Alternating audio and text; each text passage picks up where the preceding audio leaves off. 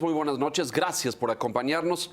Esto es La Silla Roja, este espacio, este foro abierto al diálogo, a la crítica, al análisis, a la reflexión. Sean todos ustedes bienvenidos. El día de hoy La Silla Roja le da la bienvenida y recibe a don Francisco Labastida, priista de larga trayectoria. Creo que ha sido, bueno, una cosa no fue, pero fue todo. Fue gobernador, fue senador, fue secretario de Estado, fue diputado. No. Esa no. Fui embajador. Embajador, pues sí, Sí. Portugal recientemente, excepto la que no. Excepto Es la presidenta. Sí. La que no. Bienvenido, don Francisco. Muchísimas por gracias, estar aquí. Leonardo. Nos da Muchas mucho gracias. gusto recibirlo. Al contrario, gracias. Don Enrique Quintana, buenas Buenas noches. Don Víctor Enrique. Hugo Michel, bienvenido. Leo. Gracias por estar aquí. Lo hemos invitado y nos da un enorme gusto estar aquí porque queremos que nos ayude a entender y queremos que comparta con el auditorio visiones y reflexiones. Dice que yo vine por lo mismo. ¿Ah, para sí? que ustedes me vean. Bueno, entonces qué bueno, si estamos en sintonía. Acaba de pasar en semanas recientes la Asamblea Nacional del PRI. Viene este proceso, a veces pensamos intenso, competido, jaloneado a veces, de la selección de un candidato a la presidencia de la República por su partido. Y viene luego un proceso electoral que, a juicio de algunos, puede que sea el más competido en la historia de México. No lo sé. Hemos vivido en tiempos recientes otros muy competidos también. Ese es el motivo de que esté aquí. Le doy la bienvenida y le agradezco que esté con nosotros. Yo le agradezco a todos ustedes la invitación y la compañía. Muchas gracias. ¿Cómo ve al PRI, don Francisco, en este 2017? ¿Cómo está el PRI? ¿Cómo es su partido a estas alturas de una selección de candidatos? Voy a aventurarme a hacer un juicio. Asumiendo que todos los partidos tienen o tenemos problemas, yo creo que el que tiene menos problemas en este momento es el PRI. Porque al final de cuentas todo es un análisis relativo. Veo con un grave riesgo de fractura al PAN. Veo el inicio de la fractura en el PRD, perdón, en Morena. Y en el PRD una fractura histórica, yo diría, bueno, de una historia corta, pero los veo muy, muy desunidos. Y no quisiera, si me permiten pasar a una reflexión más de fondo, no quisiera alegrarme de ello, porque están concentrados mucho los partidos en ver quién triunfa y cómo triunfa.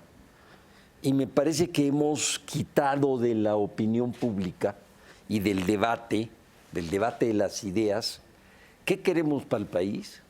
Es decir, ¿cómo le vamos a poder entrar a los gravísimos problemas que traemos? El problema de seguridad pública, el problema de gobernabilidad, el problema de pobreza, el problema de los empleos formales, etcétera. Y pareciera ser que no existe ningún problema. Entonces, nos estamos concentrando en ver cómo ganamos. Es decir, se impone el pragmatismo y los partidos están en la jugada de por qué camino llego más rápido a la meta en vez de proyecto, en vez de visión. Esa es más o menos su conclusión. Vamos a quitar más o menos. Más o menos. Es mi preocupación. O sea, veo en el futuro un problema de gobernabilidad mucho más grave que el que tenemos ahorita. Si no superamos esta etapa, tocamos fondo y le entramos a los problemas de veras, algunos problemas que se han agravado, por ejemplo, seguridad pública, en donde dicen, no, la policía única, no, el mando mixto, etcétera, sino la reducción de delitos graves, que ha provocado que salgan gente que traen 10 cuernos de chivo, 20 cuernos de chivo, etcétera. O sea, necesitamos un replanteamiento del sistema de seguridad pública para abordar ese tema y necesitamos que los partidos se pongan de acuerdo en lo más elemental, porque si no, no vamos a salir de ellos.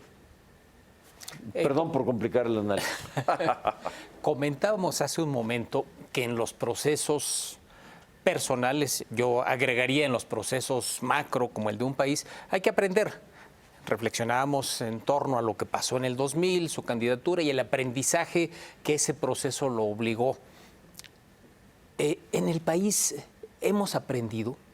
llegó la alternancia, se dio una nueva alternancia, pero en este boceto que nos describe de la problemática de seguridad, de gobernabilidad, pareciera como que no hemos aprendido, como que estos tiempos, echando para atrás el reloj hacia el 99, 2000 y lo que hoy estamos viviendo en el 17, no solo tenemos problemas muy parecidos, sino peores, más graves en los ámbitos al menos que usted refiere, seguridad y gobernabilidad. No hemos aprendido como país.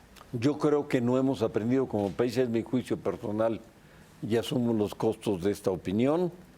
Y agregaría, hubo cambio de gobierno, no alternancia, ¿eh? Perdón.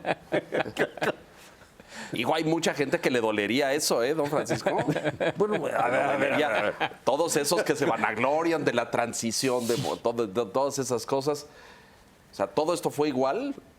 a ver, nada Está más dígame. coincidiendo con Andrés Manuel, dice eso, ¿eh? Dice, todo esto ha sido igual, aquí no hubo cambio, no hubo modificación. ¿Usted está de acuerdo en eso? ¿Sí? O sea, no estoy de acuerdo en la solución que él plantea, Correcto. pero sí en el diagnóstico. Si ese es, ¿por qué tiene cierta preferencia electoral a pesar de los problemas, tanto del diagnóstico como de la solución, como de los métodos de trabajo? A mí, francamente, cuando usted me dice, oye, ¿y si llega Andrés Manuel? Bueno, empezaría a preocuparme primero por las libertades.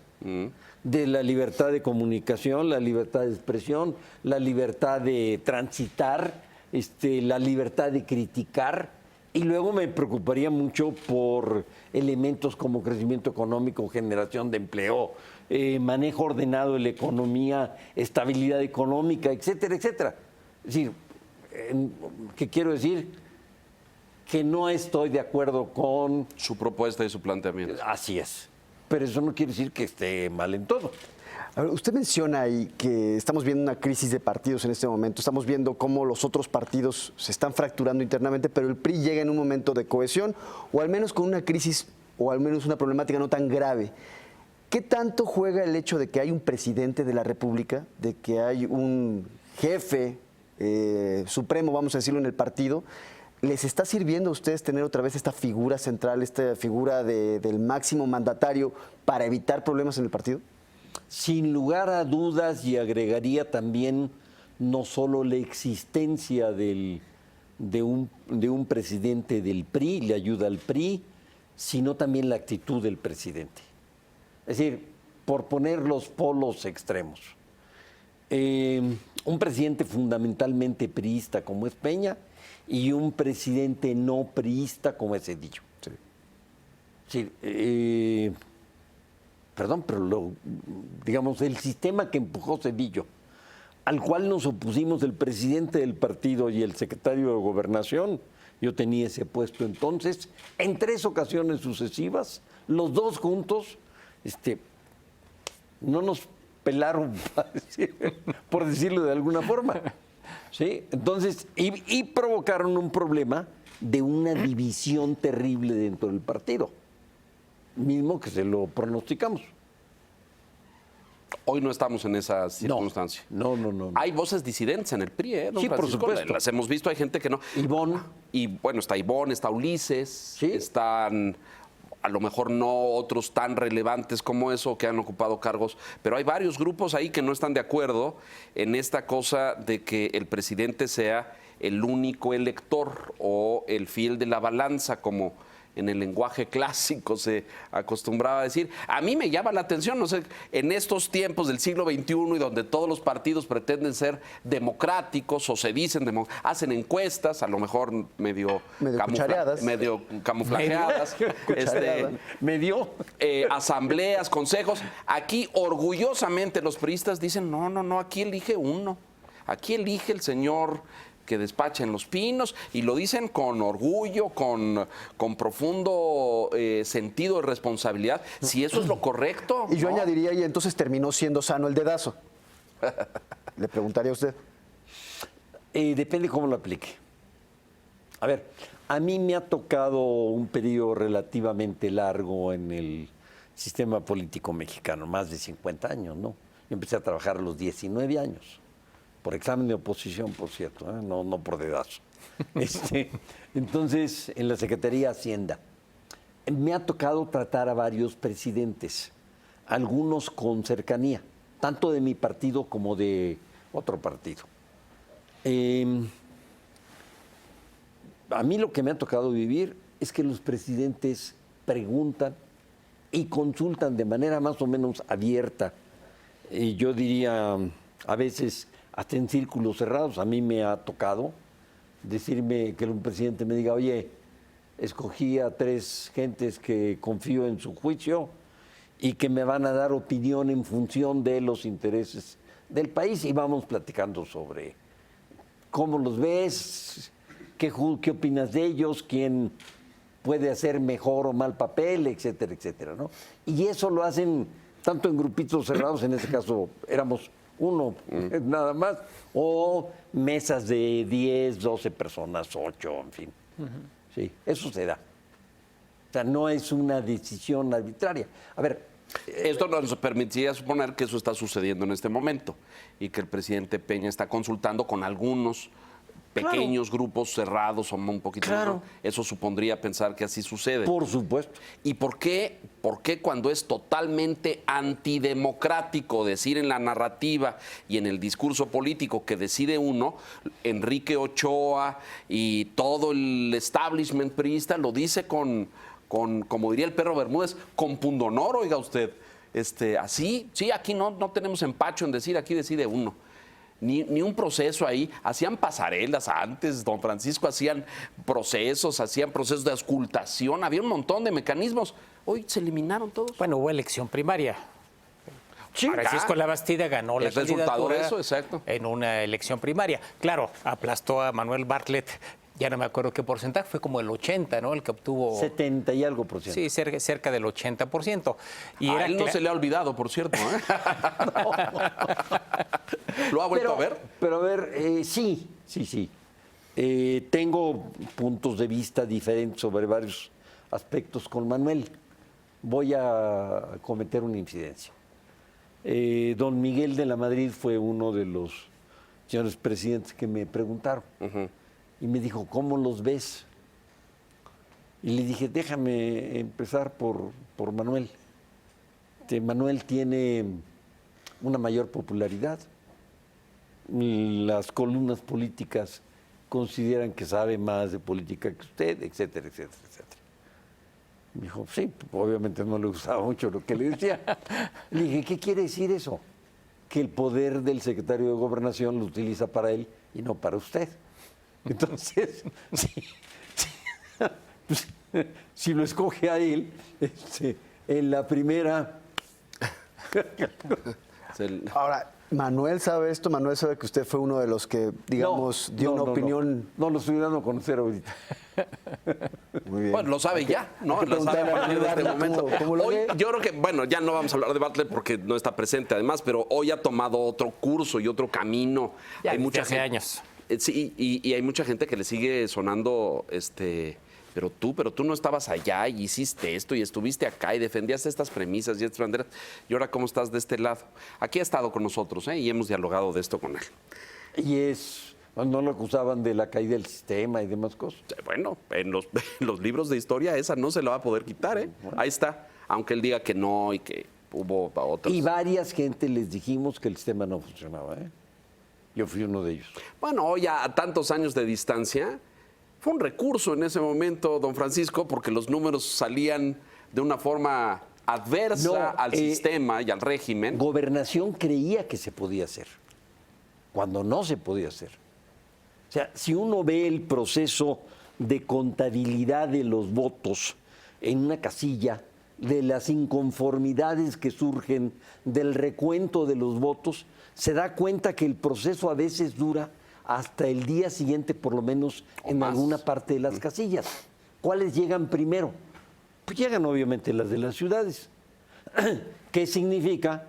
Que el candidato del PRI, que era Carlos Salinas, el voto urbano que no lo ayudaba, iba a estar en contra de él. Iba a salir adverso. Ese venía a favor del ingeniero.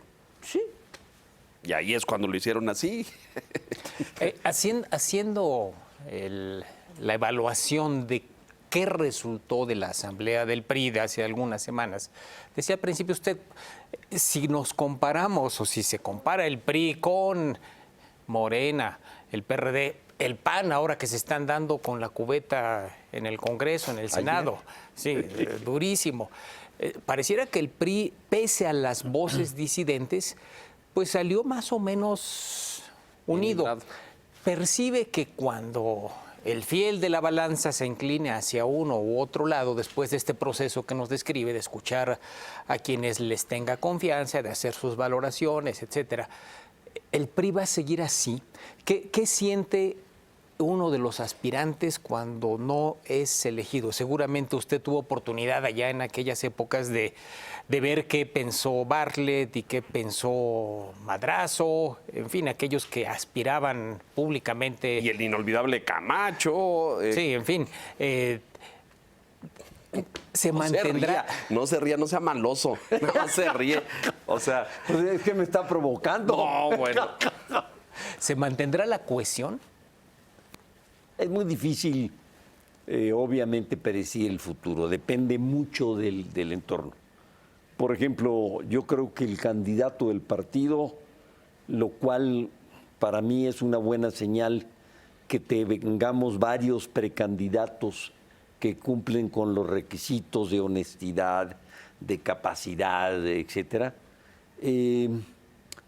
Yo creo que va a depender mucho de lo que ocurra con el país. Al final de cuentas, los partidos no son más que una parte del país. Lo que ocurra con el país y cómo se vaya transformando va a influir en los partidos. Y va a influir, obviamente, en el PRI. Los candados y esto que se hayan abolido, porque yo he platicado con priistas y dicen, yo percibo sectores incómodos con que todo parece perfilarse a postular a un no priista, lo cual también llama profundamente la atención, ¿no? Es decir, vemos este argumento al interior del PRI, si aquí habemos muchos que hemos empeñado años y servicio público. Fue el discurso del secretario de Gobernación hace algunos días, después de que el presidente perfiló las características del candidato, pero todo pareciera que se encamina a postular a un no priista, o por lo menos a eliminar unos candados para ello. Yo le añadiría nada más una cosa adicional ahí. Hay varios militantes que están comentando que incluso lo que se está dejando en este momento, abriendo la puerta a MID, está discriminando a ustedes, a los que han pagado cuotas, conocen los estatutos, han militado en el partido durante años, abriéndole la puerta a un externo quizás. Bueno, yo no sacaría la conclusión de que se le está abriendo. Metería dos argumentos, perdón, yendo atrás para adelante. El primero, el haber quitado el requisito de ser militante de X número de años, de 10 años en el partido, en realidad era innecesario. Yo ponía el caso de Chiapas. Manuel Velasco fue primero electo por el Verde y luego se le sumó el PRI.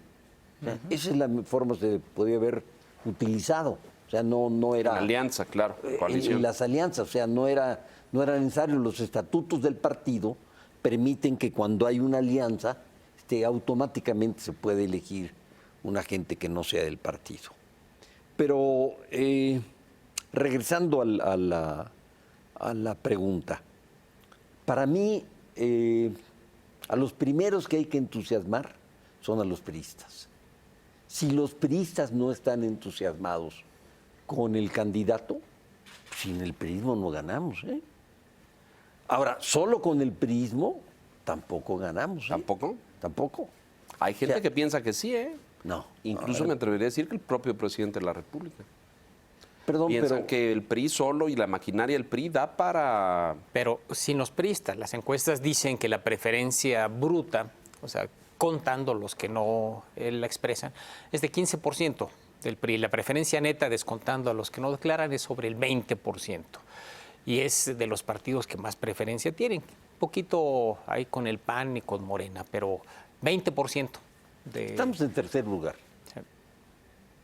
20%, ni siquiera en intención de voto, sino los que se declaran priistas. Pero usted piensa, el PRI solo no gana. No.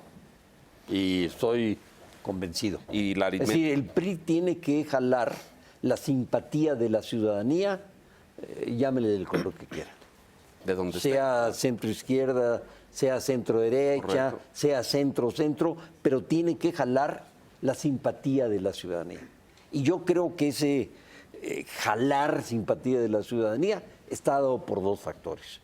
Por un buen candidato, digamos, con un prestigio de honestidad y de capacidad por encima del promedio, y un programa que le diga algo a la gente.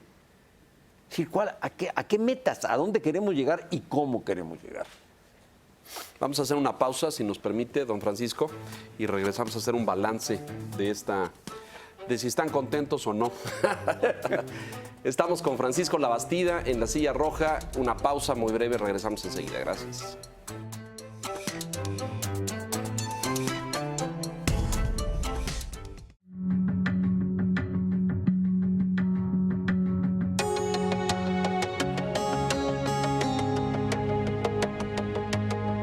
David Rubenstein explora el éxito de los grandes líderes en una conversación sobre sus decisiones personales y profesionales. The David Rubenstein Show. Estreno, sábado, 9 de la noche. Retransmisión, domingo, 8 de la noche. Porque reconoces lo importante, el financiero Bloomberg.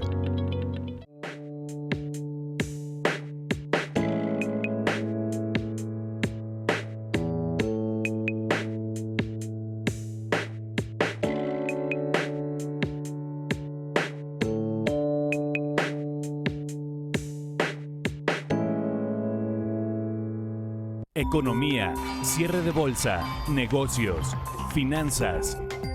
Víctor Piz presenta lo más relevante de las noticias al sonar la campana. Con Víctor Piz, lunes a viernes, 3 de la tarde.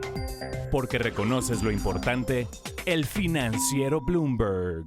¿Hay algo personal o qué? Pero sí, pues hay algunas suposiciones. ¿Hubo corrupción ahí o no hubo corrupción ahí? Y lo puedo decir, no sé. ¿Van a decir que entrevistó a puro malandrín? ¿Estás entrevistando a los perseguidos políticos de este país? A la Cámara puede decir que nunca se ha robado un peso. ¿Puede ser candidato del PRI? Pues sí, sí es posible. Doctor, no quiere soltar la sopa. Porque reconoces lo importante, el financiero Bloomberg.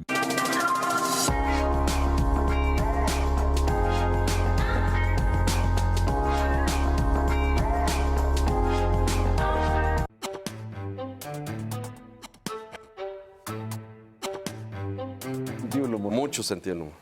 Estamos de regreso, don Francisco Labastida, en este proceso de selección de candidato del PRI y de lo que viene. ¿Están contentos los priistas? ¿Usted los ve, a pesar de que escuchamos esas voces disidentes, de gente inconforme, usted cree que van a cerrar filas? Mayoritariamente sí.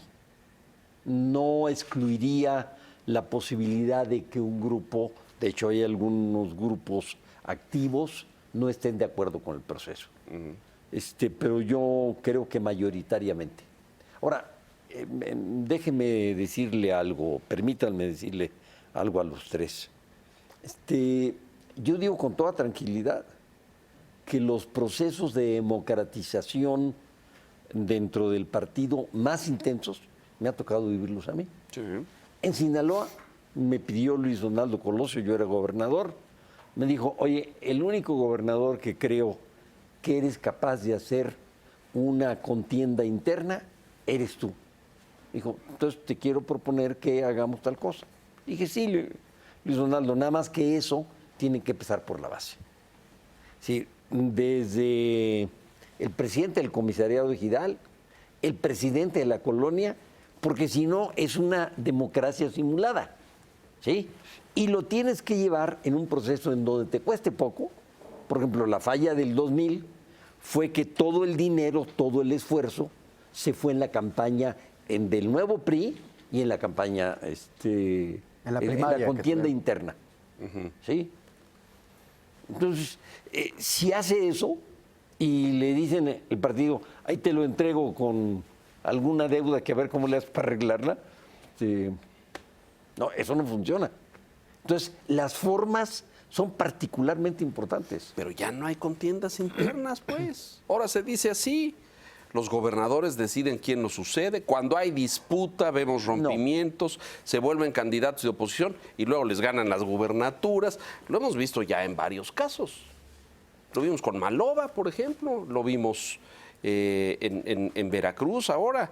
Entre Duarte y Yunes Héctor, no Miguel Ángel, había disputas y finalmente no ganó. Es decir, a lo mejor el PRI tenía un mecanismo antes de la base, de la auscultación, de construirlo piramidalmente, aquello que decían las fuerzas vivas y el presidente consultaba. Que hay que reconstruirlo. Iba la CTM, iba la CNC y decían, y a lo mejor todo era una simulación para ungir a alguno, pero la consulta era real y decían, y los sectores se tenían tomados en cuenta.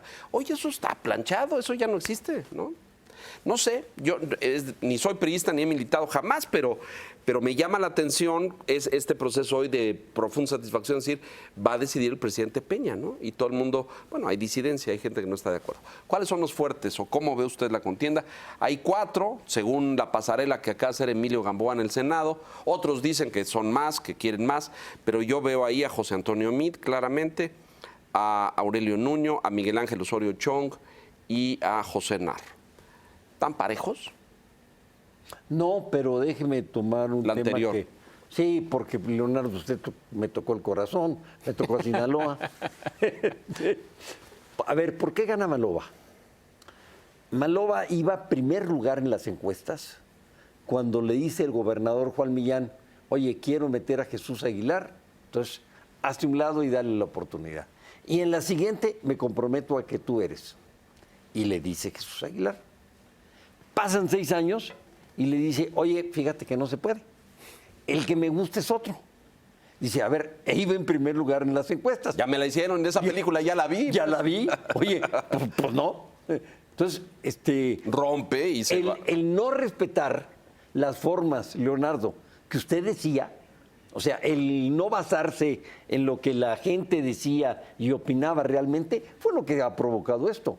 Entonces, pero vuelvo al punto. Yo tengo un amigo yucateco muy simpático, ya murió, que decía, oye, lindo, todo exceso es mucho. Todo exceso es mucho, qué belleza. Pero usted lo explica muy bien. Es cuando el gobernador en turno se empecina en no respetar ni los acuerdos, ni lo que dicen las encuestas, sino en decir, va el gobernador o el partido. Pero ahí se equivocan y la historia lo demuestra. Por supuesto. ¿No? Pero es algo que viene de mucho tiempo atrás. Sí. Digo, está la famosa frase de Ruiz Cortines, perdimos pollo, refiriéndose a Gilberto Flores Muñoz, que era candidato, el que se veía. Perdimos pollo. A veces pareciera que todo este proceso que describe Leonardo, pues no es nuevo. Es decir, y ha habido fracturas, lo que pasa es que antes no había dónde irse. Ahora sí. Simplemente se hacían a un lado y ni modo. Pero pareciera algo, yo decía, sucede en todos los sistemas políticos. El jefe de Estado o de gobierno siempre, prácticamente siempre, es el jefe del partido en el gobierno. Tenga el puesto formal o no. En algunos regímenes lo tiene el caso, sí, claro, por ejemplo, de Gran Bretaña. Los parlamentarios, claro. Pero aquí en México simplemente se le ha dado por la historia misma una connotación muy particular, lo pintoresco del tapado y este proceso reproducido hacia abajo, del presidente a gobernadores, a presidentes municipales, etcétera. Entonces, no es muy sorprendente y lo estamos viendo en los partidos que de una u otra forma se desprendieron del PRI, el caso de Morena. Es el jefe del partido el que está tomando las decisiones encubiertas o revestidas en una encuesta de quién es el bueno. Pareciera parte de la cultura política mexicana. ¿La ve así, Francisco?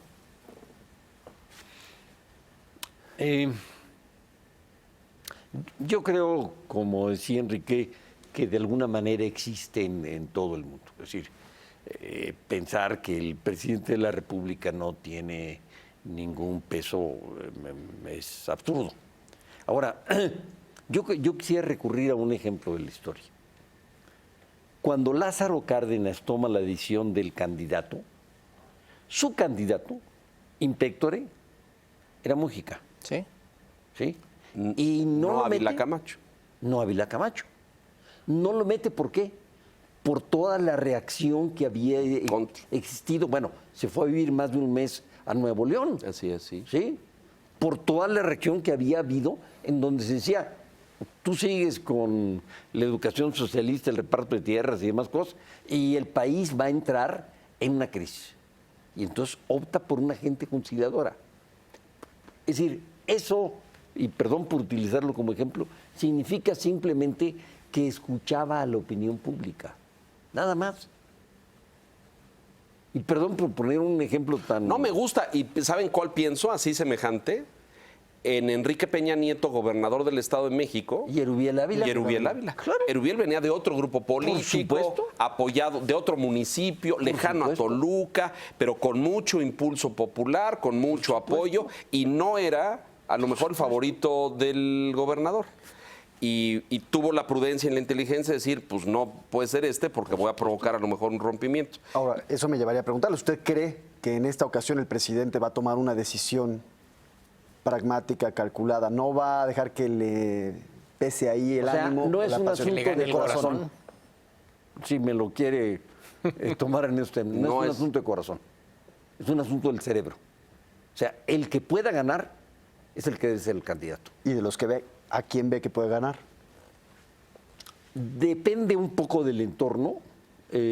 Yo veo a dos fundamentalmente, sin subestimar a los otros. Son, yo creo que muy capaces. El secretario de Educación hizo una reforma o está haciendo una reforma educativa. Era su director de inversiones públicas. Juntamos educación, Hacienda y Presidencia para hacer la reforma y trajimos a los mejores expertos del mundo hace 30 y tantos años y el diagnóstico era parecidísimo a este. Pues sí. Nos felicitaron, nos dieron un abrazo, etcétera. No se hizo nada. Nada, ¿eh?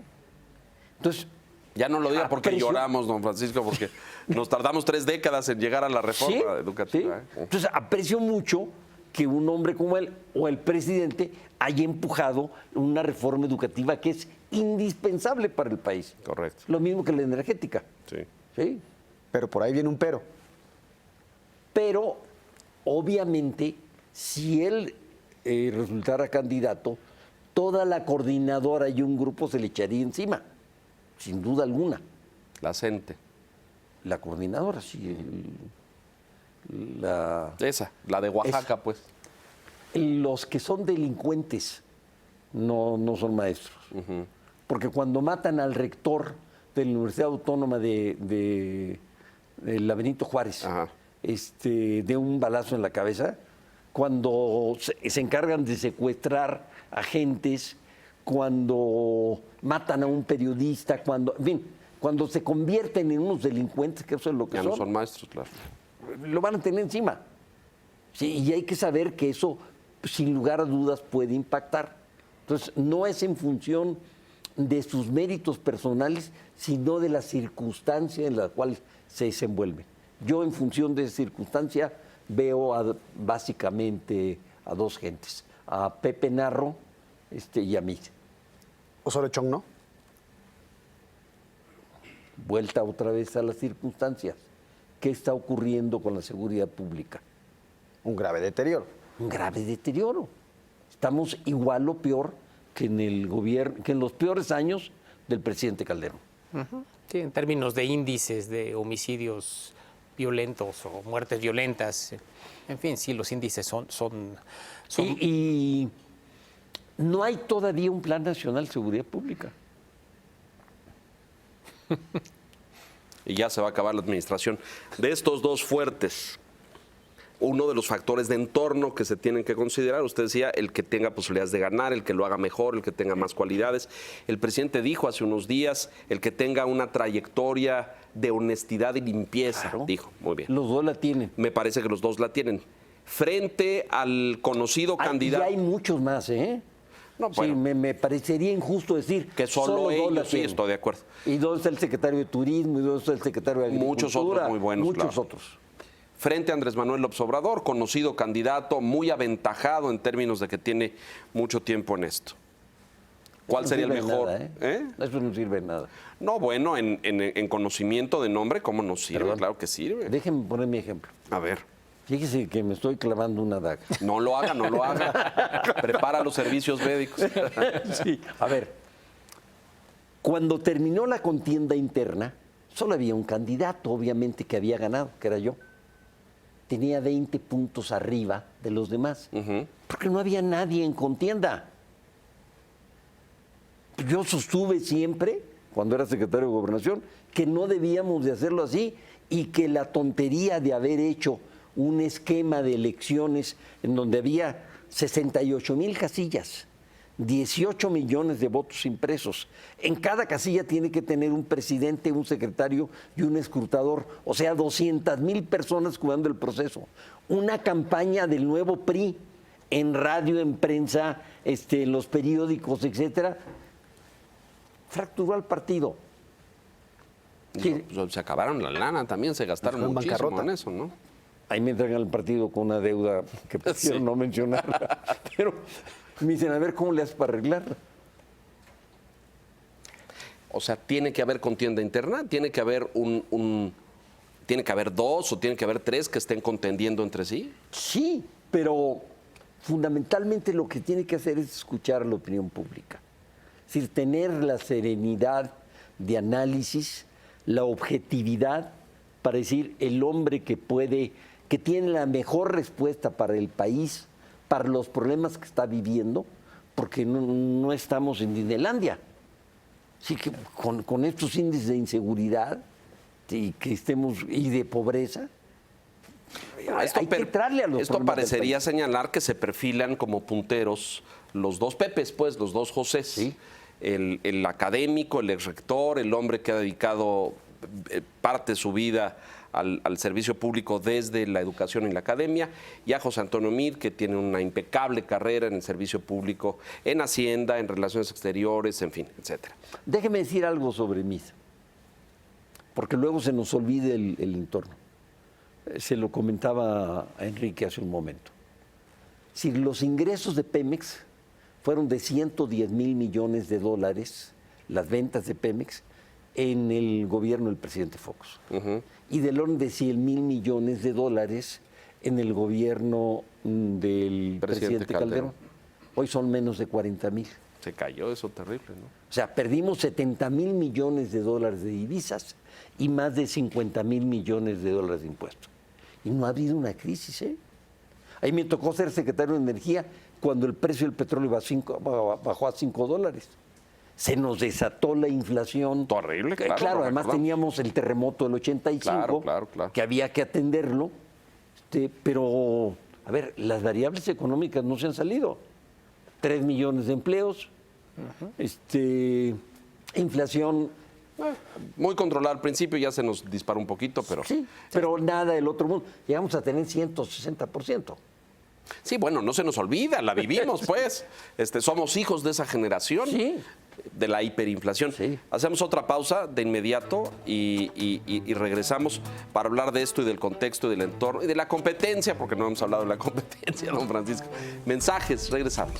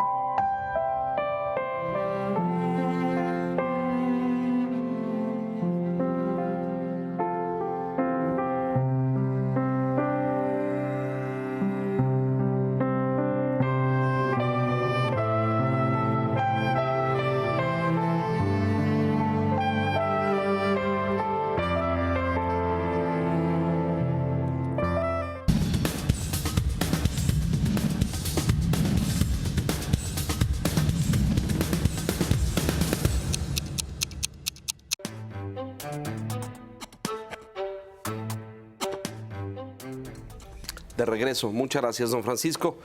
Si pensamos en estos dos punteros y en el entorno, hacía apunte muy preciso sobre este desbalance en las finanzas públicas y cómo, a pesar de que se nos cayeron los ingresos petroleros, por el entorno internacional y el precio y la producción y Cantarell, que bueno, pues se acabó Cantarell, ¿no? Nos lo acabamos, pero... Por un grave error del gobierno de Fox. Sacaron 2.100.000 barriles diarios de petróleo, de Cantarell. Entonces dañaron el yacimiento. Y al dañar el yacimiento, perdón, de esa materia sí conozco un poquito. No, sí, lo sabemos Sí, bien. al dañar el yacimiento, provocan la caída a 200.000 barriles.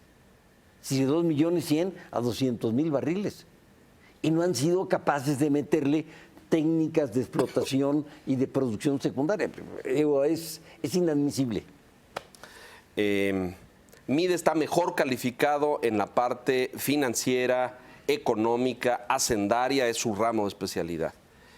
El doctor Narro a lo mejor tiene otras fortalezas. Los dos frente a Andrés Manuel, ¿cómo ve esa competencia? ¿Quién es el más avesado, el que puede dar el mejor debate? Alguien publicaba por aquí esta semana que imagínate un debate de Andrés Manuel y Narro, sería... Pablo Iriarte. Ah, lo decía Pablo, muy bien, aquí en la casa, en el Financiero. ¿Qué dice usted? Que no dejan ni los huesitos de Andrés Manuel. No, a ver. Narro le puede decir, oye, mientras yo estaba dando clases en medicina, tú andabas quemando pozos en Tabasco. Oye, mientras yo fui rector, tú te tardaste cerca de 14 años en salir de la carrera. Oye, mientras yo hice esto y esto otro, y platiqué y dialogué con el Consejo Universitario durante tantos años, tú te encargaste de imponer tu voluntad en un sentido absolutamente antidemocrático. No, es decir, perdón. No hay comparación. ¿Y MIDE sí lo ve también debatiendo bien con López Obrador? Sí tiene fortaleza intelectual, no tiene la chispa, la ocurrencia, la habilidad, el sentido del humor que tiene Pepe. Pepe tiene, en mi opinión, el atractivo de poder entrar a la universidad, al Politécnico, a las universidades de provincia y jalar un poco de las nuevas fuerzas de los votantes nuevos. Va a haber cerca de 10 millones de votantes nuevos por primera vez. ¿Sí? ¿Usted ya se decidió por alguno de ellos dos? No. ¿O va a esperar in pectore? Es que depende de las circunstancias externas. Si las circunstancias externas, que yo creo que influyen mucho, en el análisis objetivo, sereno. Si las circunstancias externas determinan que la ruptura en el PRD continúa, que yo creo que va a continuar, bueno... ¿Una fuga? ¿Esa fuga hacia Morena no se va a detener? Yo creo que no. Es decir, Monreal me parece que es nada más el principio. La forma de tomar las decisiones va... Pero Monreal es al revés. Monreal no es una fuga del PRD hacia Morena, sino de Morena. Al contrario, Monreal se va a convertir, me parece, en una figura de golpeteo a Andrés Manuel que no habíamos visto. Yo creo que va a acabar saliéndose de Morena, no creo que se quede, porque no van a rectificar. La encuesta se quedó, Claudia Sheinbaum será la candidata y él buscará otra alternativa. Y ahí ya tiene la mesa puesta, porque ya lo invitaron un montón de partidos. Claudia Sheinbaum, que es una mujer inteligente, dijo no se vale no respetar los resultados. Sí, exacto. Cuando lo habíamos acordado. Y hacer un chantaje. Exacto. Bueno, ¿y qué hizo Andrés Manuel cuando perdió la presidencia? ¿Cuál presidencia, don Francisco? Porque van varias. La frase es, al diablo las instituciones de Morena. De Morena, sí. Regresando al proceso. Antes, el presidente tomaba su decisión pensando cuál era el problema que venía en el futuro. Lo describió López Portillo muy claramente en su libro. Elegí a Miguel de la Madrid porque el tema económico era mucho más complejo. Lo anuncia incluso. Sí. López Portillo, el quinto informe. Sí, prácticamente ya estaba leído que era Miguel de la Madrid. Pero ahora, además de ese entorno, que sí debe ser tomado en cuenta, el tema es quién le puede ganar a la oposición. Porque a diferencia de lo que pasaba en ese entonces, donde no había contienda, ahora son dos preguntas. ¿Quién va a poder hacerle frente desde la presidencia al entorno y quién va a poder llegar a la presidencia? Anticipábamos este debate con López Obrador, pero López Obrador va adelante en las encuestas, dice que no le preocupa se puede con una campaña, lo ha dicho el presidente, en pocos meses remontar una diferencia de 10 puntos, 15 puntos, ya ocurrió en el 2006 con López Obrador. ¿Ve que cualquiera de estos dos personajes de los que estamos hablando tiene esa habilidad para remontar los 10 o 15 puntos que tiene de desventaja el PRI ahora? Creo que sí, y va a depender mucho insisto, del entorno externo. Si, por ejemplo, la fractura en el PAN continúa, es muy probable que una parte pueda ser jalada por el PRI. Y en ese perfil, un personaje que trabajó en gobiernos panistas, como el secretario de Hacienda, podría ser más atractivo para los panistas. Si se trata de jalar a la izquierda, quizás el ex rector pudiera ser más atractivo para... Centro-izquierda. Sí. Sí, Es decir, vamos a tener que solucionar, Enrique, y es su materia, perdón por meterme en ella, pero el país no ha podido solucionar un problema de muy baja captación fiscal. Hace unos 2 años, Haití y México eran los 2 países de América Latina que tenían la menor carga tributaria. Parte de los problemas de los sectores se deben a eso. Parte por un excesivo gasto electoral, que desde luego hay que corregirlo, y parte por un gasto social, vamos a ponerlo entre comillas, que es entre social y más político que otra cosa. Es decir, los programas sociales cuestan más de 800,000 millones de pesos. De ellos, más de la mitad van en administración. Bueno, hay que dar una revisada a los más de 50 programas que hay y ajustarlos a algo razonable, porque además son programas asistenciales. En lugar de favorecer el empleo y la autoestima y el que la gente pueda salir por sí misma, son programas asistenciales. Pero no es políticamente viable revisarlos ahorita, ni en este año ni en el próximo. Quizás nos vayamos después de las elecciones, pero ahorita no puedes revisar un programa social. Totalmente de acuerdo. Yo tengo la costumbre de no discutir cuando estoy de acuerdo.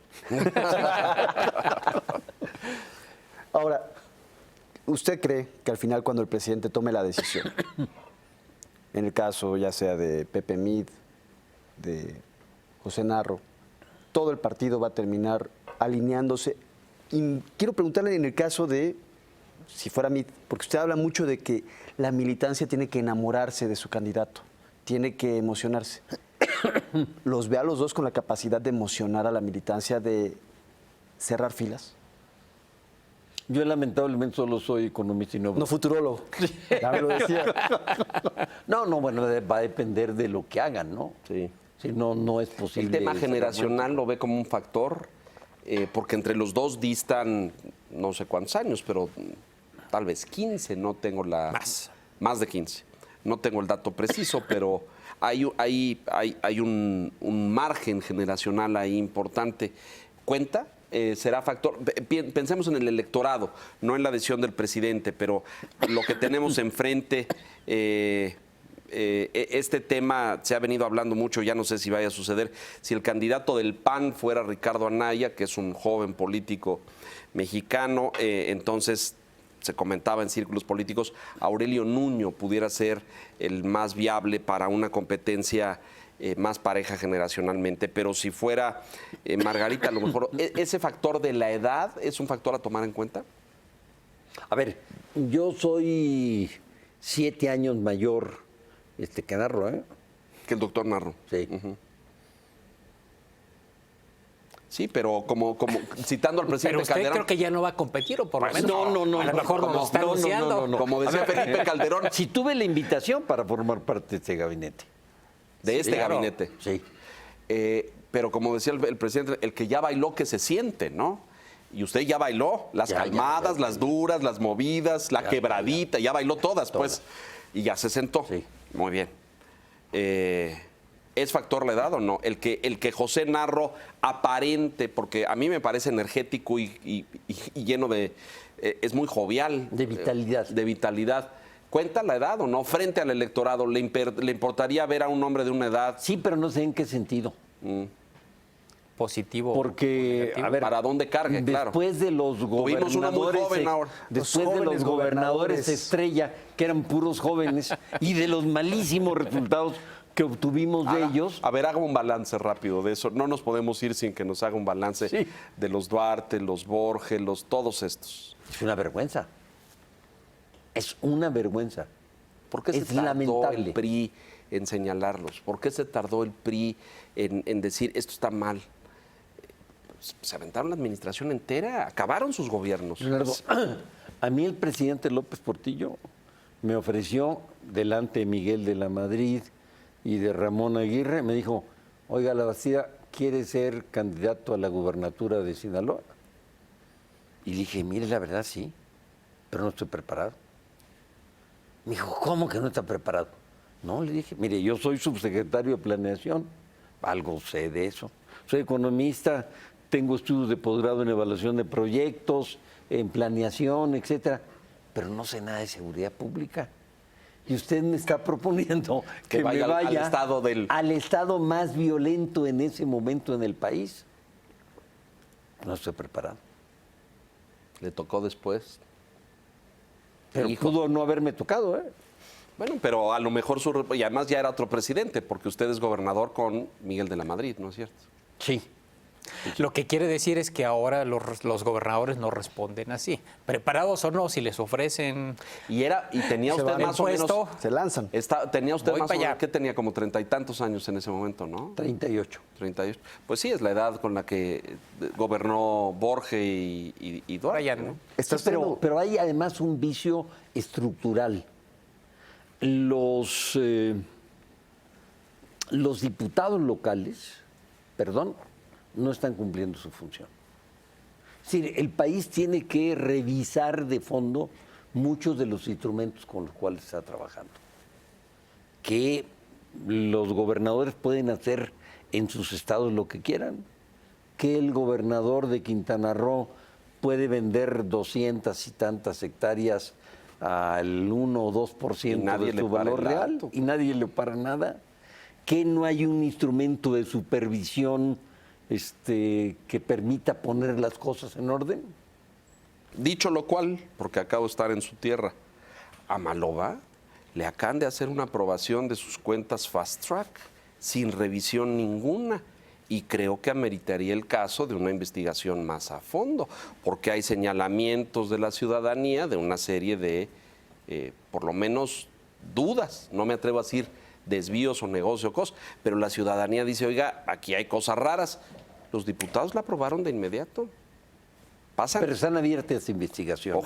Ojalá, porque... Están abiertas varias investigaciones. Yo coincido con usted, ya el país no tolera gobiernos que se van, no entregan cuentas, no hay rendición, no hay transparencia y luego estallan estas bombas. ¡Ay! 200 hectáreas, 35 empresas, miles de millones desviados para acá. Y usted lo dijo hace un rato así como de pasadita. Pero buena parte de ese dinero se va a las campañas, don Francisco. Claro. A lo mejor parte se irá a la bolsa de estos truanes. Claro. Pero se va a las campañas. Esa maquinaria partidista de aceitar el funcionamiento electoral y la movilización ciudadana con dinero público se tiene que acabar. Por supuesto que se tiene que acabar. Pero yo diría que forma parte, es uno solo de los múltiples problemas que el país está viviendo y que se requiere gobernabilidad para arreglarlos. Yo, por ejemplo, me preguntaría, ¿la Auditoría Superior de la Federación no tiene que jugar un papel mucho más agresivo, profundo, etcétera? Le dan recursos para una partecita y lo que de los gastos públicos y lo que resulta Sí, en lo que revisa siempre encuentra un montón de anomalías. Y se los manda a la Cámara de Diputados y duermen el sueño de los justos. Se va a la bóveda de los recuerdos. Se nos va a acabar el tiempo. Yo les pediría conclusiones, por favor, de forma... Podríamos hacer otro, don Francisco, porque sí me quedó así de un altero de planchar, así de pendientes, por favor. Acaba de hacer usted una defensa de la experiencia sobre la juventud, en cierta medida. ¿Cómo le cayó esta reforma en los estatutos que da o que reserva parte de las candidaturas a jóvenes de menores de 35 años en el PRI? ¿No es un poco discriminatorio para mucha gente, muchos militantes de edad? Yo diría que es una decisión político-electoral. Sustentable. O sea, para tratar de jalarse gente. ¿Sí? Es decir, se privilegió la función electoral y se subestimó la capacidad de respuesta más experimentada sobre los problemas. Pocas palabras. Gracias por estar acá, Francisco. Comentábamos de la necesidad de que aprendamos en lo personal y como país. Y la premisa para aprender, pues, es escuchar de los que saben. Así que gracias por haber compartido la experiencia. Y yo también me quedé con mi altero de preguntas. Hombre. Así es que ya está cantada la siguiente, una próxima invitación. La programamos. Ahora que haya candidato, si le parece, porque va a pasar muy pronto, habrá candidato y entonces vendrá la contienda en serio. Gracias por venir y gracias por la disposición, la apertura, muy bienvenido y lo estaremos convocando en muy próximas fechas. Con mucho gusto y el agradecido por la reunión y la entrevista soy yo. Muchas gracias. Gracias. Don Enrique, buenas noches. Gracias. Víctor Hugo, muchas gracias. Y sobre todo, gracias a usted por la gentileza, su atención. En este mismo horario, la próxima semana, La Silla Roja. Hasta entonces, gracias. Buenas noches.